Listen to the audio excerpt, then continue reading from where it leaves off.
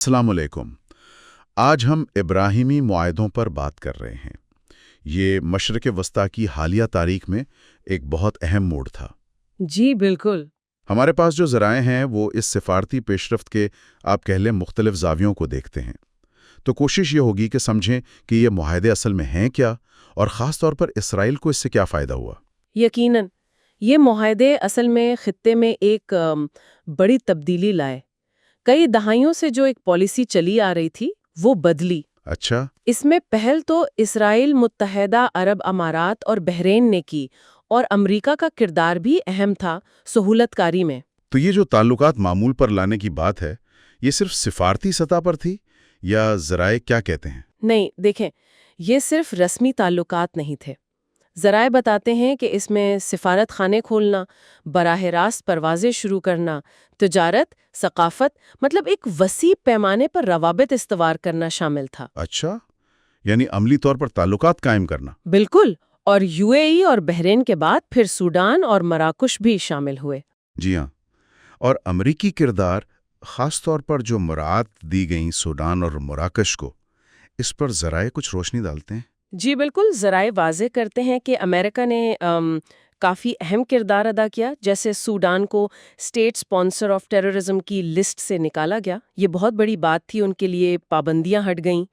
اور مراکش کے لیے امریکہ نے مغربی صحارا پر ان کی خود مختاری تسلیم کر لی۔ یہ بھی ایک آپ کہہ لیں بہت بڑا قدم تھا۔ تو ظاہر ہے ان چیزوں نے ان ممالک کے فیصلوں پر اثر ڈالا۔ یہاں ایک بہت دلچسپ نقطہ یہ ہے کہ یہ معاہدے جو روایتی عرب موقف تھا کہ بھئی پہلے فلسطینی ریاست قائم ہوگی پھر اسرائیل سے تعلقات، اس سے تو یہ بالکل ہٹ کر تھے۔ یہی تو سب سے کہہ لیں بنیادی تبدیلی تھی۔ دہائیوں سے عرب لیگ کا متفقہ موقف یہی رہا ہے کہ پہلے فلسطین، صرف مصر اور اردن تھے جنہوں نے پہلے امن معاہدے کیے تھے، لیکن وہ بھی ظاہر ہے خاص تاریخی حالات میں تھے۔ صحیح۔ اور ذرائع فلسطینی قیادت کے رد عمل کو بھی کافی تفصیل سے بتاتے ہیں۔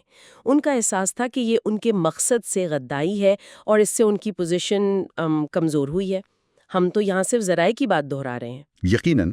تو اسرائیل کے لیے اس کا کیا مطلب ہوا؟ مطلب سفارتی سطح پر تو یہ ایک بہت بڑی جیت نظر آتی ہے نا؟ عرب دنیا میں اسے ایک قسم کی قانونی حیثیت مل گئی۔ بالکل بالکل۔ سفارتی تنہائی کا خاتمہ تو تھا ہی، لیکن معاشی پہلو وہ بھی بہت اہم تھا۔ اچھا۔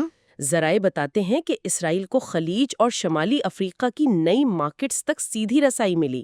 پھر آپ دیکھیں متحدہ عرب امارات اور بحرین جیسے ممالک کے جو ساورن ویلتھ فنڈز ہیں، جی ان سے سرمایہ کاری کے امکانات پیدا ہوئے۔ ٹیکنالوجی میں، پانی کے مسئلے پر، زراعت میں، کئی شعبوں میں، اور صحت وہ تو بڑھی ہی بڑھی، خاص طور پر دبئی اور تل ابیب کے درمیان پروازوں کے بعد۔ اور یہ ٹیکنالوجی تعاون آپ نے ذکر کیا، کیا ذرائع کوئی خاص مثالیں دیتے ہیں کہ کن شعبوں میں؟ ہاں، ذرائع خاص طور پر مصنوعی ذہانت AI، صاف توانائی، ہیلتھ ٹیک اور پانی کی کمی جیسے جو مشترکہ چیلنجز ہیں ان پر مل کر کام کرنے کا ذکر کرتے ہیں۔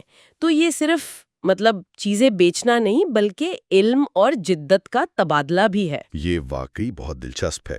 اور پھر اسٹریٹجک پہلو، ایران کا ذکر بار بار آتا ہے مشترکہ خدشات کے طور پر۔ یقینی طور پر دیکھیے، ذرائع اس طرف اشارہ کرتے ہیں کہ یہ معاہدے علاقائی سلامتی کے حوالے سے ایک نئی صفحہ بندی ہے۔ ایران کا جو بڑھتا ہوا اثر و رسوخ ہے وہ ایک کہہ لیں مشترکہ تشویش تھی۔ تو اس میں انٹیلیجنس شیئرنگ، ممکنہ مشترکہ فوجی مشقیں، دفاعی ساز و سامان کی خرید و فروخت، یہ سب چیزیں شامل ہو سکتی ہیں، خاص طور پر یو اے ای اور بحرین کے ساتھ تعلقات میں۔ تو اس سے اسرائیل علاقائی سطح پر اور مضبوط ہو گیا۔ جی، اس کی جو پہلے والی تنہائی تھی وہ کم ہوئی۔ بالکل، یہ مشترکہ خطرات کے خلاف ایک طرح کا آپ کہہ لیں اتحاد بنانے کی کوشش ہے۔ لیکن یہ بات بھی اہم ہے اور ذرائع بھی واضح کرتے ہیں کہ اس سے فلسطینی تنازع کہیں پس منظر میں چلا گیا، حل نہیں ہوا۔ صحیح۔ بلکہ فلسطینی قیادت تو اسے اپنے حقوق پر ایک قسم کی سودے بازی سمجھتی ہے۔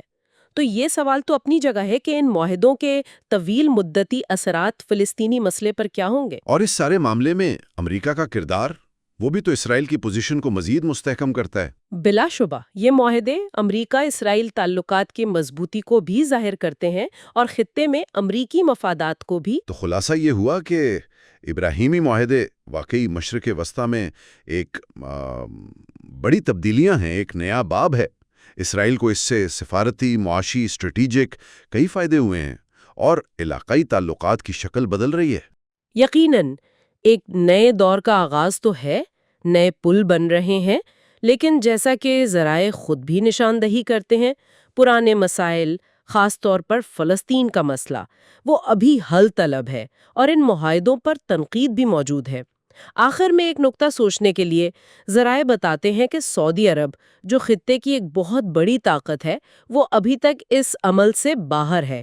اگر مستقبل میں ریاض بھی تعلقات معمول پر لاتا ہے تو اس کے کیا اثرات ہوں گے، یہ منظر نامہ کیسے بدلے گا، یہ ایک غور طلب بات